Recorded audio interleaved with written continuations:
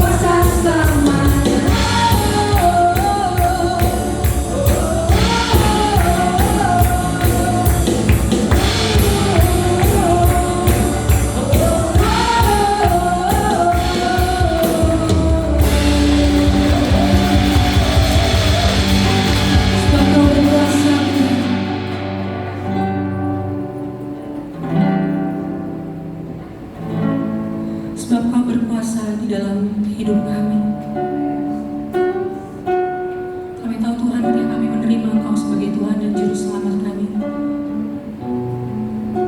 status kami adalah anak, dan Engkau yang melayakkan kami Tuhan. Engkau yang melayakkan kami hadir di dalam ibadah-Mu Tuhan. Terima kasih Tuhan. Terima kasih untuk kasih-Mu Tuhan.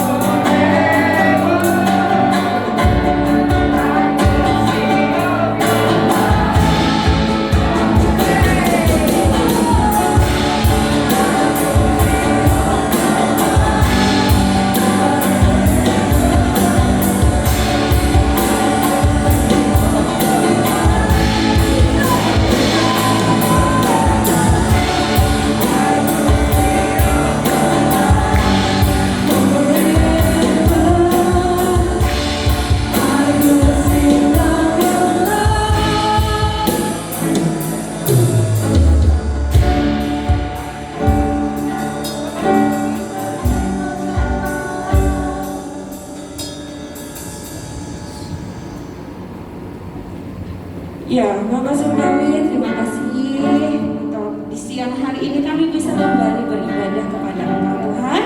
Kami sangat berterima kasih untuk penyertaan-Mu di sepanjang minggu ini. Bapak, Engkau melihat setiap kami anak-anak-Mu yang tetap belajar bersandar kepada Engkau, belajar memberi hormat kepada Engkau, mengkhususkan hari Minggu Tuhan untuk Engkau Tuhan. Kami datang membawa hidup kami, membawa seluruh hidup kami kepada Engkau. Biarlah Engkau yang menjadi pemenuh, Engkau yang menjadi penjawab atas setiap kerinduan hati kami masing-masing, Bapa. Dan di dalam penyampaian akan kebenaran firman-Mu, Allah Roh Kudus, kami undang Engkau. Ajari kami buka hati kami sepenuhnya. Berikan kami Tuhan pencerahan, berikan kami rema-rema ilahi, berikan kami bahasa yang kami dapat mengerti Tuhan, yang diajarkan oleh Roh Kudus-Mu sendiri. Pakai setiap anak-anak-Mu yang akan menyampaikan kebenaran firman-Mu Tuhan. Kami memasangkan telinga kami dan kami melembutkan hati kami merendahkan hati kami untuk duduk diam, untuk menghormati Engkau berbicara melalui anak-anak-Mu Tuhan. Dan ada buah-buah firman Allah yang akan kami tuai, dan Engkau sendiri yang akan menyaksikan Tuhan betapa kami anak-anak-Mu GPD Kasih Persaudaraan adalah anak-anak yang kuat di dalam Engkau, adalah anak-anak yang radikal di dalam Engkau, adalah anak-anak yang cinta di dalam Engkau. Walaupun di sekitar kami terlihat tidak ada pengharapan Tuhan, tetapi kami anak-anak GPD Kasih Persaudaraan tetap melihat, tetap menjaga pandangan kami, tetap menjaga fokus kami kepada Engkau Tuhan. Kami gak mau menyanyiakan akan karya salib-Mu Tuhan. Kami gak mau menyanyiakan Tuhan akan kematian-Mu di kayu salib Tuhan. Kami percaya Bapak bahwa Engkau tetap berjalan di depan kami, Engkau tetap menuntun kami. Sekalipun Tuhan kami yang masih muda, anak SMP, SMA yang mungkin tidak mengerti banyak hal, tetapi Tuhan dari sini muncul terus Tuhan prajurit-prajurit yang kuat. Terima kasih Bapak Surgawi, kami ucap syukur. Setiap kita masih Tuhan berkata amin. Ya, silakan duduk teman-teman. Ayat 22 sampai 23 versinya kita ambil BIMK Bahasa Indonesia Masa Kini. Oke, kita akan baca sama-sama dengan suara yang jelas, tegas. Ya, seperti mendeklarasikan. Oke. Are you ready, young people? Are you ready, young people? Oh, masih seru. Ini young people. Oke. Are you ready? Oke, bangkit berdiri. Ya, kita baca sama-sama dengan tegas. 1, 2, 3.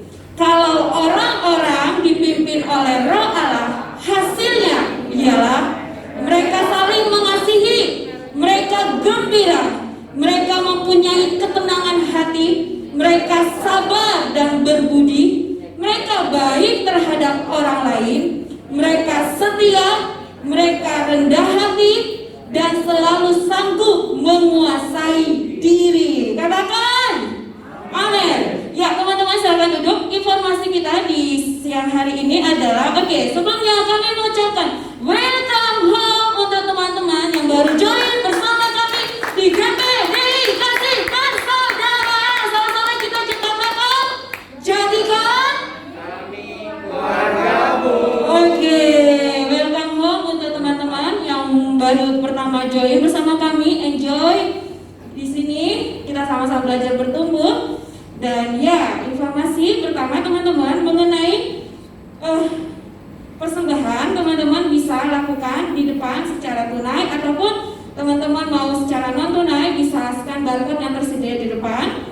Lalu untuk informasi CF atau komsel, pada di gereja lain biasa menyebutnya atau cell group, atau di sini disebutnya connect family. Ya, komsel kita di sini terdiri dari 2 bagian, yaitu usia pelajar SMP sampai SMA dan usia dewasa muda, yaitu usia kuliah sampai pada kerja. Untuk usia SMP ada CF grade disebutnya, itu setiap hari Jumat jam 17.25. CF-nya masih bersifat online.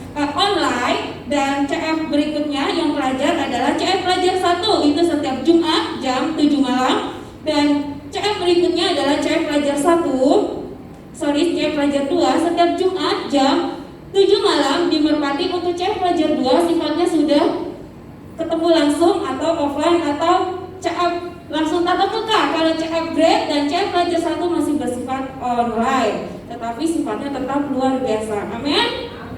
Oke, next untuk CF yang adult atau dewasa muda itu ada CF yang ada 1 setiap hari Kamis jam setengah 8. CF-nya sudah ketemu langsung juga atau offline. Lalu CF yang berikutnya, CF yang adult 2 setiap hari Jumat jam setengah 8. Dan CF yang ada 3 setiap Kamis jam setengah 8. Semua anak-anak muda youth GBD Kasih Bersaudara semangat untuk terus CF, katakan wow. Yang semangat katakan wow. Oke, next untuk doa kita setiap hari Selasa. Ya teman-teman, doa adalah nafas setiap kita ya. Jadi kami sangat mengundang teman-teman untuk join bersama-sama untuk doa bareng. Kalau nggak bisa bareng di tempat, bisa nanti lihat melalui online ya. Kapan doanya? Setiap hari Selasa jam 7 malam di Merpati. Jam 7 malam sampai jam 8. Oke? Cukup sampai sini untuk pengumuman. Dan berikutnya teman-teman usia yang adult atau yang sudah kuliah dan kerja boleh berpindah ke ruangan yang di belakang sana. Firmannya kita pisah, yang di sini pelajar, yang di sana dewasa muda. Oke, silakan teman-teman.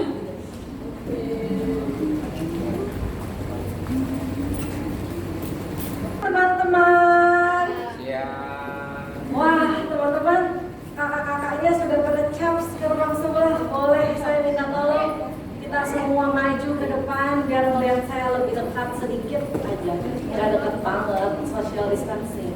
Thank you. Boleh tolong ini diturunin? Yang ulet guys. Sama-sama friendship. Friendship, semua udah pernah dengar ya friendship. Nah, judulnya ini dia, friendship.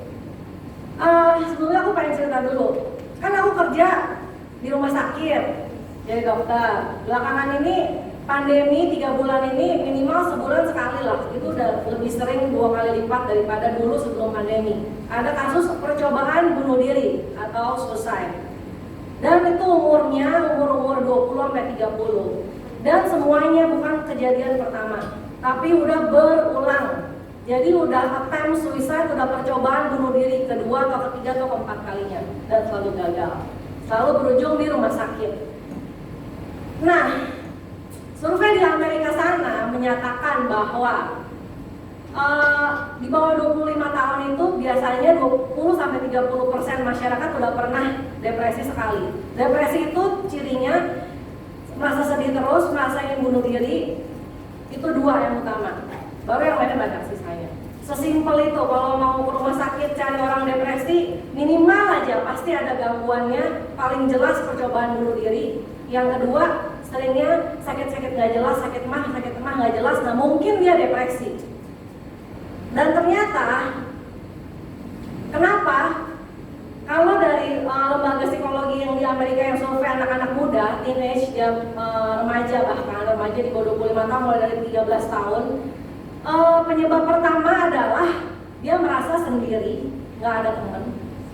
Jadi dia merasa sendiri dan sedih. Akhirnya dia melakukan usaha bunuh diri, gitu katanya. Sedih ya? Sedih nggak sih kalau dengar temennya pernah coba bunuh diri? Sampai waktu itu ngarang ceritanya kena pisau lah, pisaunya jatuh. Mana ada pisau jatuh sampai sesayatan bagus seluas itu, serapi itu. Kalau pisau jatuh mah paling untuk doang kan, titik. Tapi alasannya banyak kan karena dia merasa sendiri.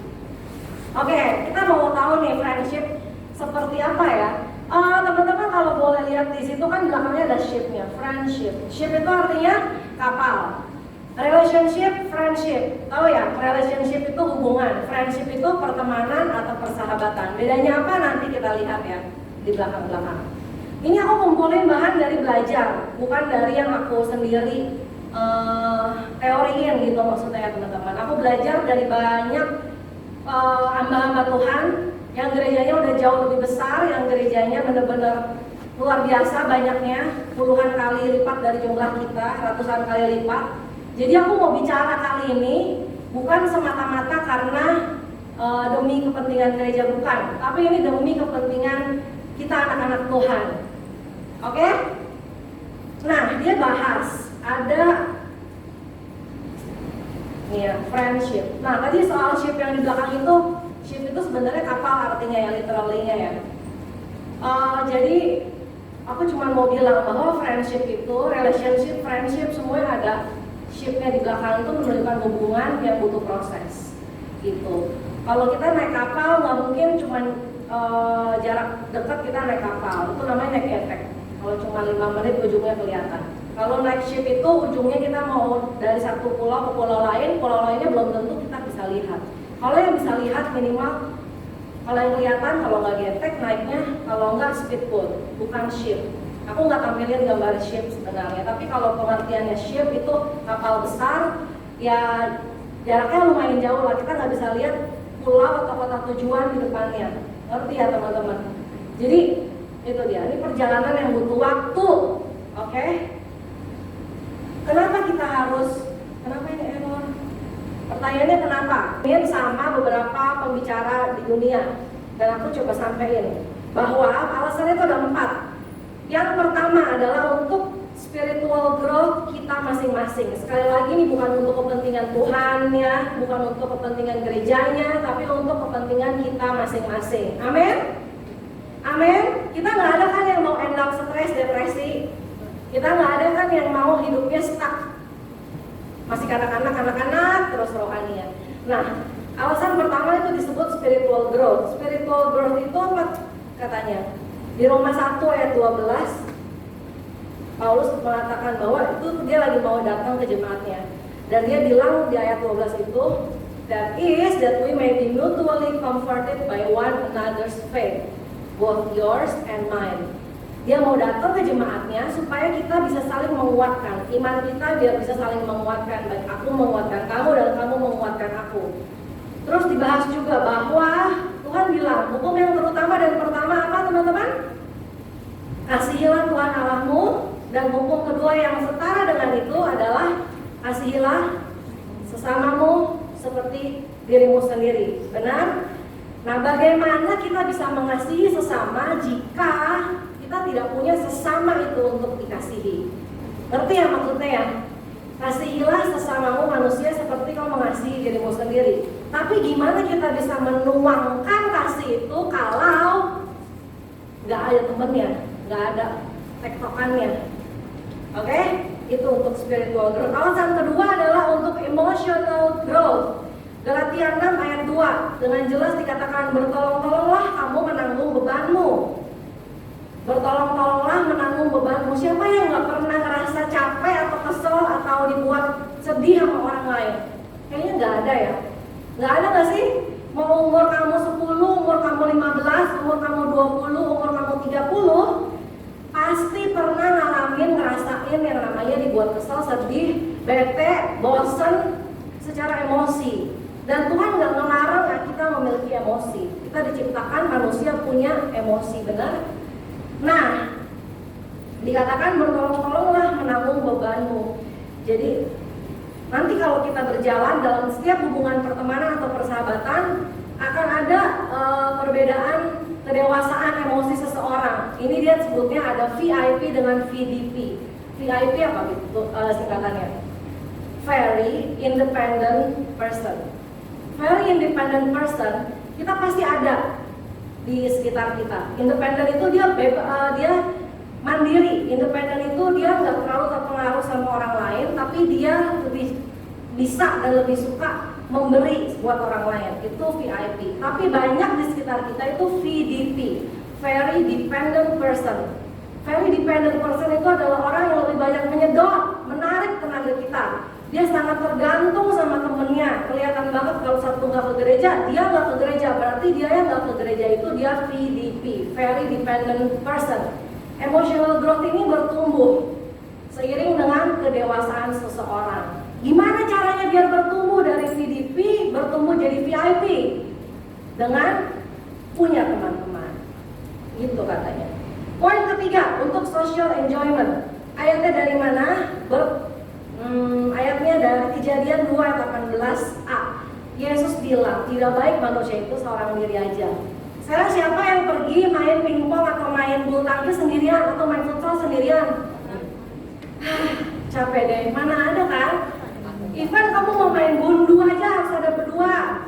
Mau main apa lagi? Mau main handphone, main Mobile Legend, mesti berlima atau minimal ada partnernya. Ya ada sih permainan sendiri lainnya. Tapi kita belajar sesuai yang kata Tuhan. Dia bilang tidak baik kalau manusia itu seorang diri aja.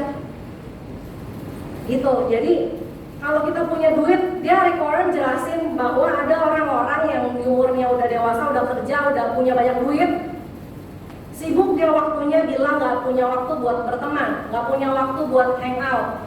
Dia sibuk cari duit, duitnya udah banyak banget. At one point dia ngeliat temennya yang hidupnya happy-happy, terlalu banyak happy-nya, biasa aja keuangannya, gak terlalu banyak duitnya.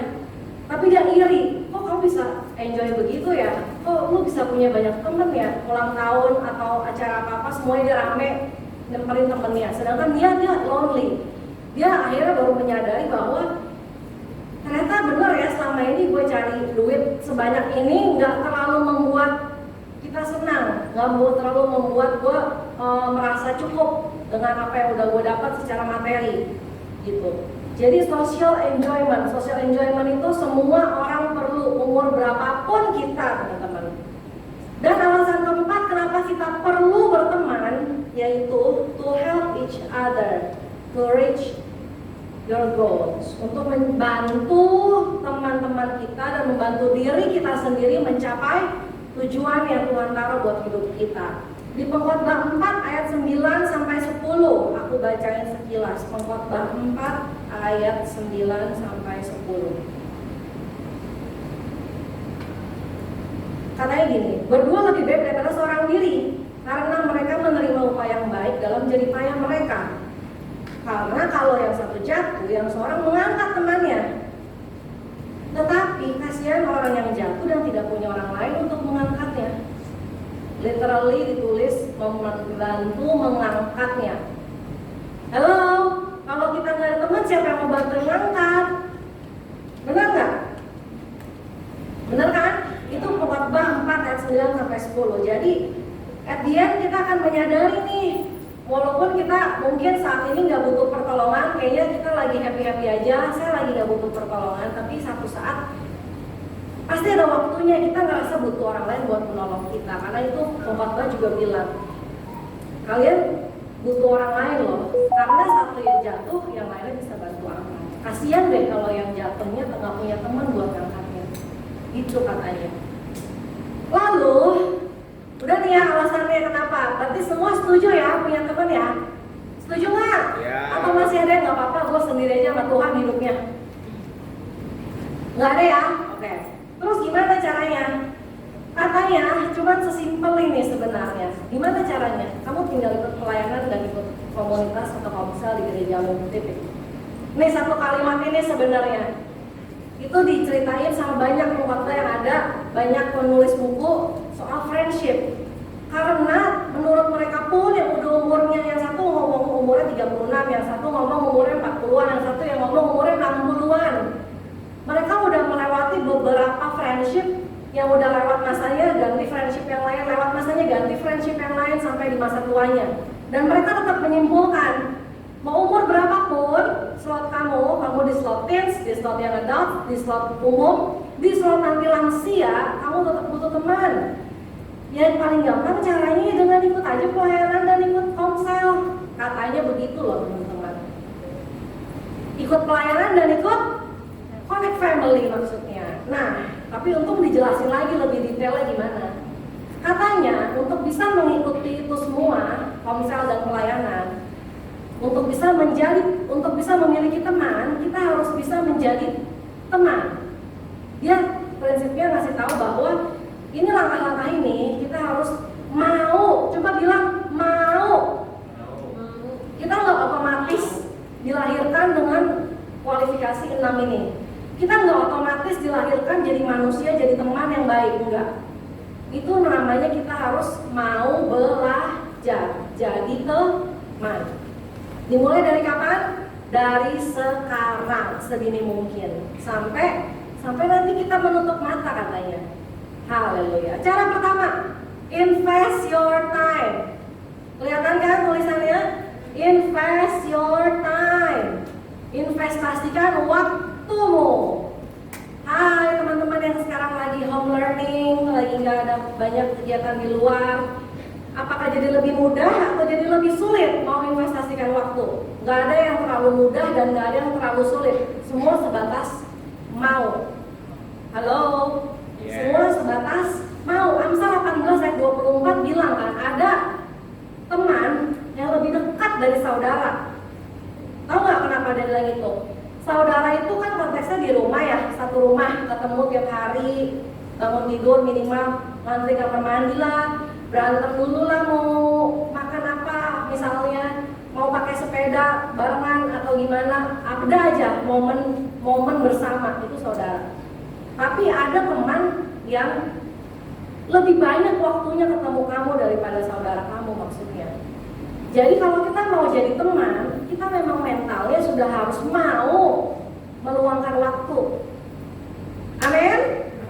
Filipi 2 ayat 4 juga bilang, Paulus sudah ingetin berkali-kali, jangan mementingkan kepentingan diri kamu sendiri doang.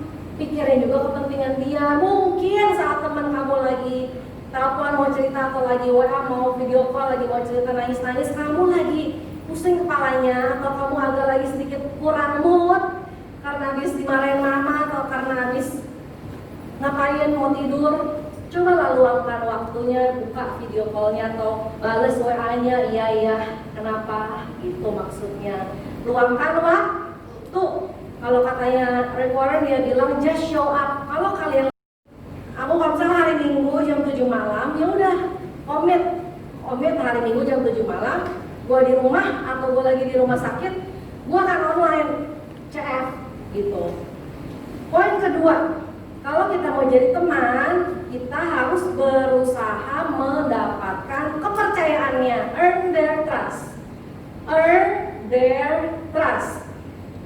Their itu siapa ya? Temannya kita. Satu atau lebih dari satu, kita yang berusaha jadi teman yang bisa dipercaya, teman-teman. Kalau teman-teman tahu ada orang-orang yang hobinya ngomongin orang terus sama kalian, yakinlah teman-teman bahwa ketika tidak bersama kalian, dia pun ngomongin kalian. Ngerti nggak maksudnya? Kalau orang itu hampir selalu gitu, bukan cuma karena satu peristiwa. Misalnya satu peristiwa ini terlalu heboh, jadi semua ngomongin, ya itu udah jadi rahasia umum namanya. Tapi kalau ketemu ini orang nih, dia itu bawaannya, ya tahu nggak lu si ini gini, lu tau nggak si ini gini, bener nggak ya? Ngegosip aja. Yakinlah di kesempatan lain, dia itu lagi ngomongin kamu juga loh, sama orang-orang lain. Gitu. Dan kalau kita nggak mau digituin, kita jangan jadi orang kayak gitu. Kalau kita nggak mau juga kan kita diomongin, ya udahlah, kita jangan jadi orang yang ikutan kayak gitu. Kalau kita kayak gitu, kita akan menarik orang-orang yang sama. Kalau orang itu suka ngegosip, dia akan menarik orang-orang yang suka ngegosip. Temennya kan orang yang suka ngegosip, dia itu seleksi alam namanya. Kalau kita mau jadi orang yang kayak apa teman-teman? Yang menurut firman Tuhan atau yang menurut kata teman-teman aja, itu pilihan kita. Kita jadi seperti apa? Kita akan menarik orang-orang itu mendekat ke kita. Gimana caranya earn their trust? Yang pertama itu belajar untuk gak ikutan ngegosip. Dan yang kedua itu belajar konsisten. Konsisten itu jadi Amsal 20 ayat 6 dibilang, banyak orang menyebut diri baik, tetapi orang yang setia, siapakah yang menemukannya? Konsisten teman-teman. Jadi bukan kita bisa dipercaya, kita bisa jadi tempat dia cerita, kita bisa jadi temennya dia kalau kita lagi happy aja, kalau kita lagi banyak duit aja, atau kalau kita lagi ada maunya, atau dia lagi nggak lagi susah, mau bagi yang seneng-senengnya aja, itu namanya nggak konsisten. Mungkin kita memang baik, tapi kita kalau dia lagi susah, kita jadi nggak baik, itu namanya kita nggak setia. Makanya Amsal sampai bilang banyak orang yang baik, Tapi yang setia tuh susah loh.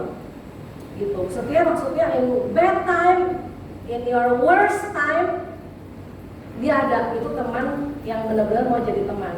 Jadi kalau kita mau belajar jadi teman, kita harus belajar konsisten mau nemenin orang ini, nemenin atau orang-orang ini dalam keadaan terbaik mereka, keadaan buruk mereka, atau keadaan buruk bangetnya mereka.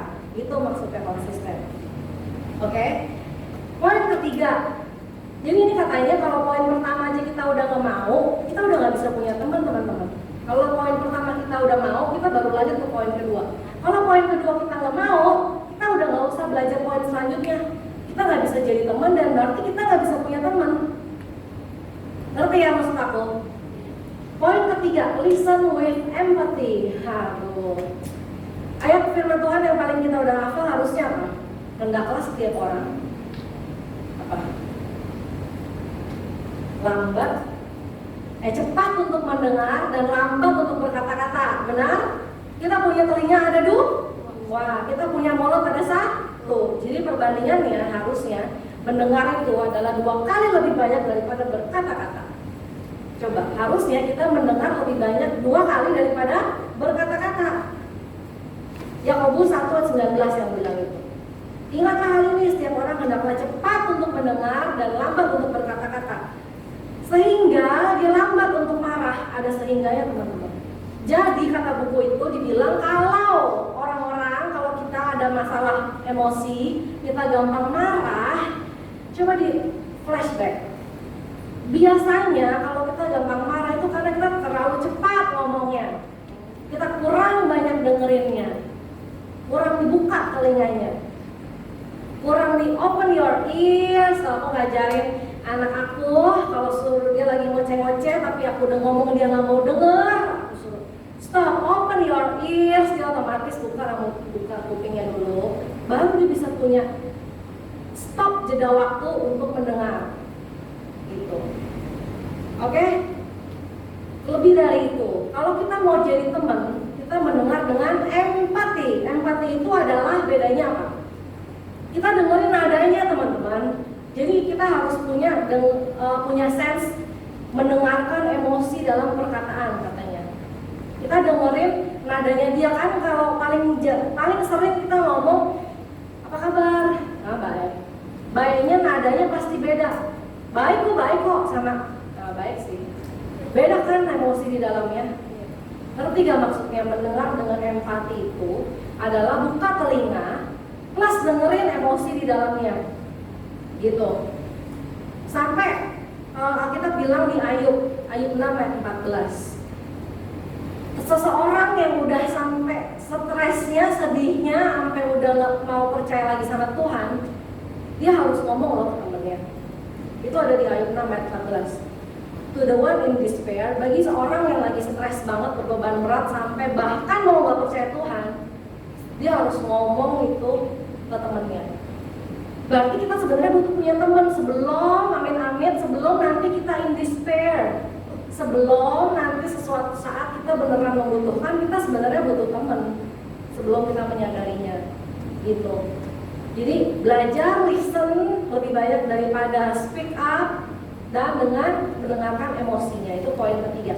Lanjut. Poin keempat apa? Accept their flaws. Aduh.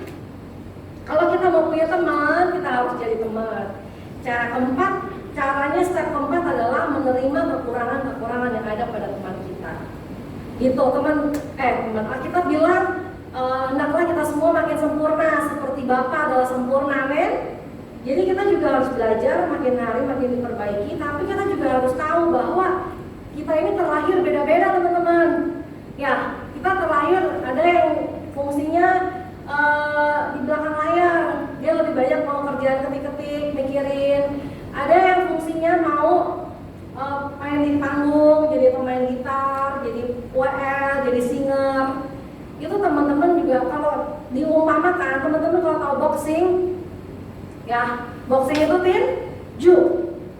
Aku nggak suka sih, cuman ini poinnya adalah di setiap petarung itu pasti 2 orang ya, si A lawan si B. si A lawan si B, masing-masing punya corner, bener gak? Di masing-masing orang itu saat ada bel ting long, balik ke cornernya, dan dia punya teman-teman di cornernya masing-masing. Tugasnya ngapain yang di cornernya? Ada yang ngasih minum, ada yang ngelapin darah-darahnya, ada yang ngasih masukan, wah lu tadi harusnya begini-begini, ada yang ngasih tahu, ini tadi gua udah shoot lawanmu kelemahannya ini. Ada yang nyiramin air biar seger, ada yang gantiin buat giginya, gigi palsunya, ada yang ngegantiin itu tugasnya. Semua punya job desk masing-masing, semua punya keahlian masing-masing, dan semua punya kekurangan masing-masing. Jangan lupa teman-teman, kita ini masing-masing punya kekurangannya. Jadi jangan mengharapkan teman kita itu juga sempurna gitu. Tapi kita juga harus belajar mengerti, menerima kalau dia ada kekurangan. Yes. Haleluya. Ada yang orang lupa terus, kita nggak ada yang mau lupa teman-teman. Kebayang nggak? Emang kamu mau? Terus kamu mau nggak kalau kamu dibilang mau lupa? Nggak mau lupa kan? Tapi ada orang yang dia sering lupa. Dan tugas kita apa? Bukannya marah terus setiap kali dia lupa, tapi kita membantu kita jadi teman yang menerima dia. Amin. Oke. Amsal 17 ayat 9 dikatakan bahwa orang yang mengulang-ulangi terus kesalahan temannya, separate those friends, akan memisahkan.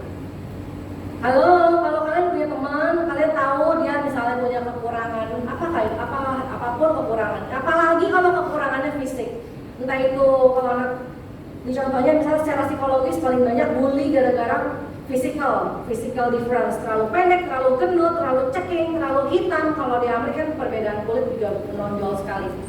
Kalau main fisik dan itu disebut diulang-ulang, diomongin terus, katanya Alkitab itu akan menjauhkan teman. Hati-hati loh. Poin kelima kita belajar apa? Celebrate wins and share losses.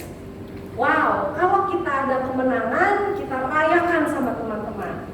Kalau kita ada kekalahan, kita minta tolong dan kita bagiin juga kesedihan kita sama teman-teman.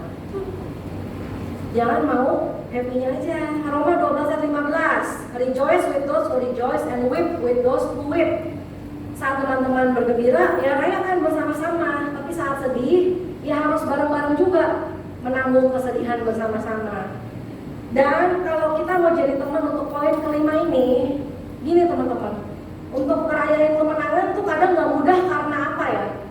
Ada yang kepikir nggak? Misalnya teman kamu berhasil sesuatu nih, atau kalau kita udah yang kerja mungkin berhasil menangin tender gitu, atau dapat project nih, oh gue yang dapet nih, perusahaan kompetitor nggak dapet, terus diceritain ke temennya. Apa yang susah? Ada yang kepikir nggak? Atau kalau misalnya tanding teman kita, misalnya tanding teman kita di tim lain dia menang, kita main olahraga yang berbeda, kita kalah. Pas dengar dia menang, paling sering adalah iri. Hati-hati teman-teman, iri itu muncul dalam hati. Ya, kalau kita mau belajar jadi teman, kita harus merayakan tanpa yang ada di dalam hati itu, tanpa envy, tanpa rasa kompetitif. Gitu. Jadi kompetitif itu di satu sisi bagus saat kita lagi berjuang, berusaha. Begitu sudah ada hasil, ya sudah, kita harus terima. Teman kita yang menang, ya udah, congratulations, kita rayakan kemenangan bersama-sama. Gitu. 1 Korintus 12 ayat 26. If one member suffers, everyone suffers with it. If a member is honored, all rejoice with it. Amin. Jadi bagi suka dukanya bareng-bareng sama teman-teman, dan latih hatinya jangan iri kalau teman lebih berhasil dari diri sendiri. Dan poin ke-6 adalah kamu mau membantu teman mengeluarkan yang terbaik potensi di dalam teman kamu. Bring out the best in you. Jadi gini, kalau kita nggak ada, nanti teman kita akan merasa kehilangan kita. Karena saat ada kita, dia berasa lebih maksimal hidupnya. Dia berasa lebih bisa ada ide-ide, lebih bisa menikmati hari-harinya, lebih lengkap lah gitu. Makanya dibilang siap pertemanan itu bagikan Besi menajamkan besi, manusia menajamkan sesamanya. Makin kita berteman, kita harus makin mau menjadi lebih baik dan mengeluarkan yang terbaik, baik dari diri sendiri maupun mengeluarkan yang terbaik potensi yang teman kita punya. Maksudnya gini, kadang kita nggak tahu kita itu bisa apa. Jadi kita butuh orang lain yang ngasih tahu, lu tuh sebenarnya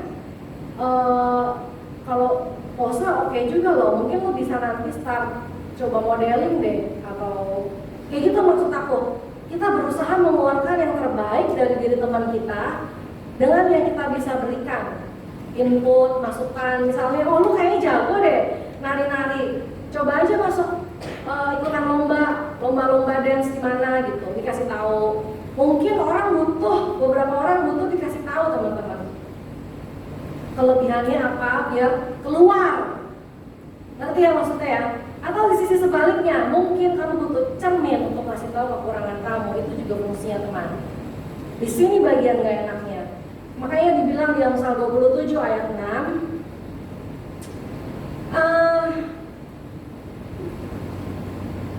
lebih baik luka kita dikasih tahu sama teman kita daripada kita diberikan ciuman-ciuman sama musuh kita.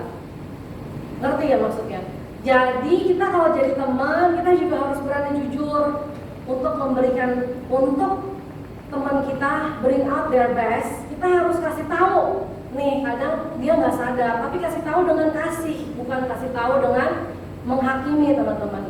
Misalnya misalnya kita melihat teman kita habis marahin orangnya mungkin memang habis melakukan kesalahan sama dia. Misalnya orangnya habis nggak sengaja jatuhin sepedanya atau ngegoretin itu dia motornya, dia marah-marah. Nah, setelah itu mungkin kita bisa bantu kasih tahu teman kita pas sudah di rumah, tadi lu tau nggak pas lagi ngomong sama dia, better nggak kayak gitu kayaknya deh, kasar banget loh, dia sedih banget, dia kan juga nggak sengaja habis jatuhin. Gitu teman-teman ya, ngerti maksud aku? Kalau kita mau jadi teman, kita harus belajar jujur. Kalau teman kita beli baju lagi jelek, ya bilang aja, kayaknya lu jangan pakai itu nanti kalau mau ke party, yang ini aja. Gitu, jangan mau mengiyakan atau menggugahkan demi kesenangan teman kita sendiri, justru itu menjatuhkan dia. Jujur aja, gitu. Tapi ingat mengoreksinya dengan kasih. Oke.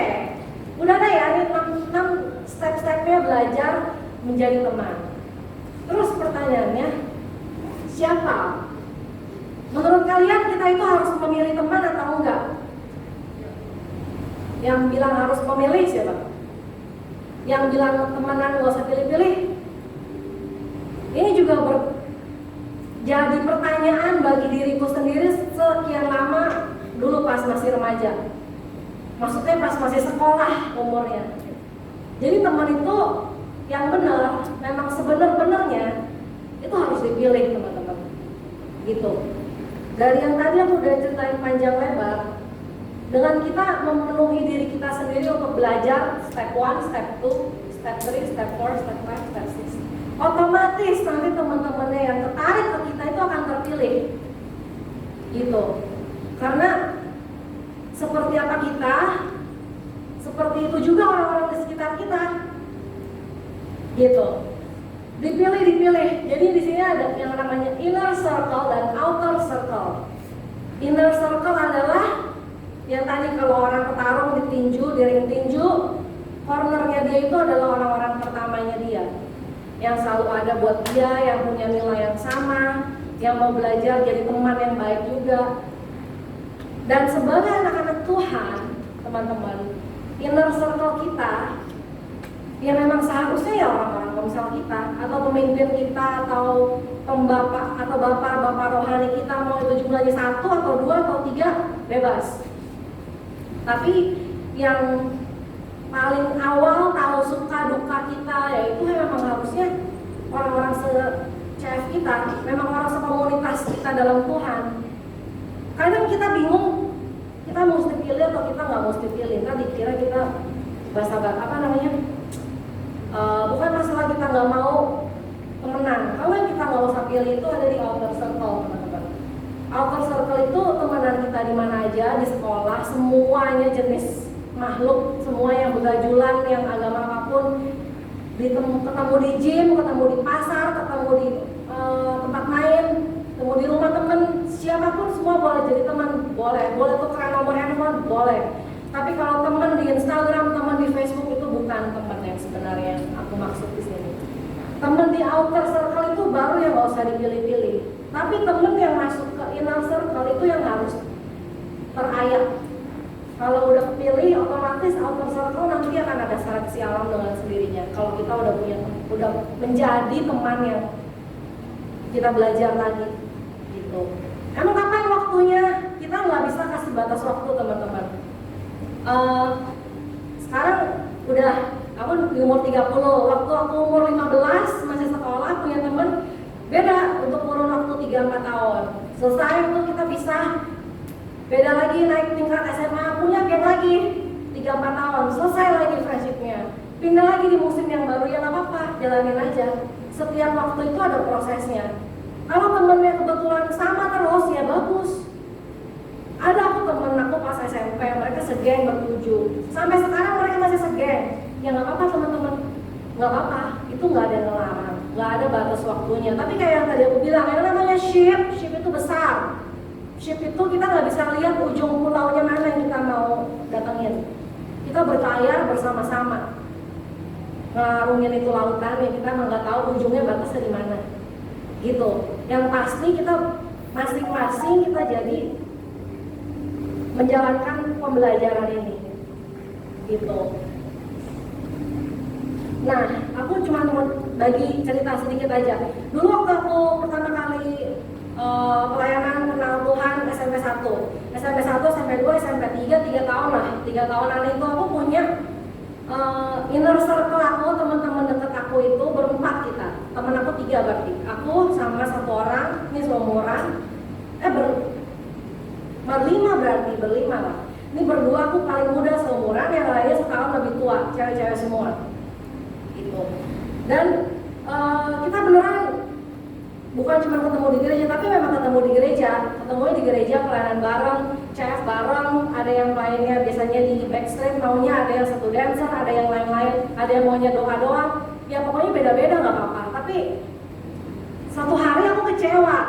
Kecewanya karena apa? Setelah hampir 3 tahunan itu udah makin gede ceritanya, udah makin gede. Kecewa sama salah satunya, cuman sesederhana ini. Tapi bagi aku dulu itu berat banget. Jadi sebenarnya karena dia nggak cerita dia udah pacaran tuh nggak sama teman sekolahnya. Bukan masalah itu cowok siapa, bukan. Masalahnya adalah kok lu nggak percaya gua sih, gua nggak diceritain. Itu aku tahu dari orang lain lagi. Di saat itu aku sampai nangis-nangis, tau gak, lebay banget ya. Tapi saat itu bener-bener hancur rasanya, kayak oh my god, gue gak dianggap selama ini, kita apa? Jadi teman-teman aku mau bilang, setiap orang itu punya kelemahan. Oke, dan kita makin hari itu akan bertambah dewasa. Mesti manusia menajamkan sesamanya. Emosi kita akan makin dipahat, makin digesek, makin tajam. Ya nggak apa-apa, itu namanya proses teman-teman. Dan saat itu kan kita juga masih belum terlalu dewasa, dan aku salahnya aku nggak konsultasi ke yang lebih tua dari aku, ke yang lebih dewasa dari aku. Jadi aku memikir, oh ya udah dia udah makin jauh, ya udah aku jauhin balik lagi aja lah. Bye. Iya benar, karena aku bingung. Jadi kalau dia udah nggak mau lagi, kayak pacaran aja. Kalau dia udah nggak mau lagi, ya udah ngapain gue kejar kan? Gitu maksud aku loh, ngerti gak? Kalau teman-teman sekarang umur segini ngerasa stuck atau ngerasa ada masalah di persahabatannya, ya tolong bawa konsol kayak yang lebih gede. Gitu, tanya aja, tanya yang udah lebih lama lah hidupnya sedikit, mungkin udah ngalamin 1-2 persahabatan yang udah lewat sebelumnya. Gitu teman-teman. Jadi ya kasarnya, bukan kasar ya, singkatnya persahabatan yang setelah 3 tahunan itu akhirnya kandas. Terus makin sibuk semuanya, makin pisah-pisah sendiri. Jadi ya udah gitu. Tapi kita nggak jadi musuh, tapi jadinya itu jadi memecahkan karena hal itu yang kalau udah kita lewati. Halo, semoga harimu menyenangkan. Iya teman-teman. Jadi itu kita dikasih Tuhan orang tua, kita nggak bisa pilih orang tua kita, benar?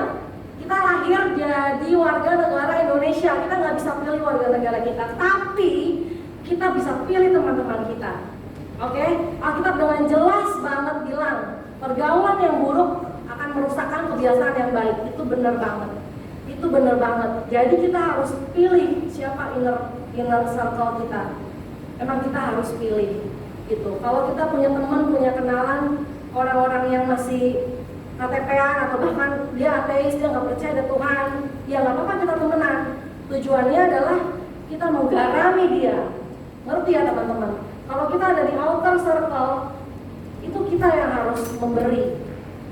Sama teman-teman outer circle kita yang harus jadi garam dan terang. Tapi yang aku mau bilang, kita butuh semuanya inner circle. Orang-orang yang benar-benar inner circle kita, yang ada di perjalanan kita, yang nggak tahu berapa lama, nggak apa-apa. Salah satu pembicara bilang inner circle yang saat ini ada sampai saat ini, sampai mereka umur 60-an itu durasinya udah 13 tahun lebih sambil berjalan. Berarti 60 dikurangi 13 aja 47 kan. Berarti mulai dari umur 47 ke belakang dia ada friendship yang lain yang udah nggak lagi, ya nggak apa-apa gitu. Jadi jangan merasa terikat, enggak ada ikatan, tapi ini perjalanan. Ingat kita butuh inner circle semuanya, dan kalau teman-teman di outer circle kita harus siap kita jadi garam dan terang. Amin. Amin. Dan jangan lupa bahwa setiap orang yang mau memberikan dirinya jadi teman, pasti dia udah harus siap dikecewakan. Di situ kita diuji, ya kalau memang kita belajar dari poin-poin tadi memang harus accept their flaws, ya harus mengasihi, mengampuni lagi, balik lagi mengasihi, mengampuni lagi. Sebelum ke teman-teman gereja aku bersahabat bertiga ya, berempat di sekolah, cewek-cewek juga. Lagi-lagi aku ngerasa dikecewain juga. Setelah setahunan, gak lama, cuma setahunan, udah gitu, wah lu kayak gitu loh. Saya dia memilih teman-temannya sendiri. Ya udah, akhirnya kita udah bubar, nggak ngegeng lagi, nggak punya yang benar-benar dekat, yang intens, ngobrol tiap hari tuh nggak ada. Ya udah nggak apa-apa, proses namanya teman-teman. Tapi kalau teman-teman saat ini benar-benar memilih, kita kan bisa memilih teman, ingat ya, kita harus memilih teman. Jadi ya inner circle kita harus kita pilih. Inner circle itu emang supposed to be yang seharusnya orang-orang dalam keluarga Allah gitu ya, dari tempat kita berjemaat gitu. Udah teman-teman, itu aja sharing dari aku. Oke, ada yang mau ditanyain nggak? Aku buka open question, boleh 1-2 pertanyaan. Nggak ada. Kalau nggak ada, mari kita bangkit berdiri, kita mau berdoa.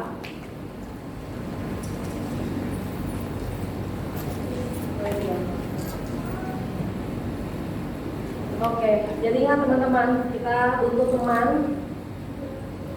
Tuhan bilang gak baik manusia itu seorang diri saja. Dan singkatnya, joinlah di community dan ministry, pelayanan dan connect family. Sana kamu akan belajar gimana caranya. Invest your time, earn their trust, listen with empathy, accept their flaws, celebrate wins and share losses, then bring out the best in you.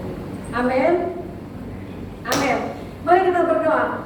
Bapak kami dalam surga, terima kasih Tuhan kalau hari ini anak-anak muda boleh belajar bersama Bapak bahwa kami harus punya teman, Bapak kami harus punya inner circle kami Bapak, untuk kami bertumbuh, belajar satu sama lain, menajamkan sesamanya, makin hari makin sempurna seperti Engkau Yesus. Kami belajar Bapak, belajar menjadi teman dan menjadi teman yang lebih baik dan lebih baik lagi Bapak. Terima kasih Tuhan, hari ini aku berdoa Bapak, biarlah apa yang anugerahkan berkat yang terbaik dari Bapa Surgawi, persekutuan yang manis dengan Roh Kudus, dengan berkat yang dari Yesus Kristus menyertai kita semua sampai Tuhan Yesus datang kedua kalinya. Dalam nama Tuhan Yesus kami berdoa. Haleluya. Amin. God bless you.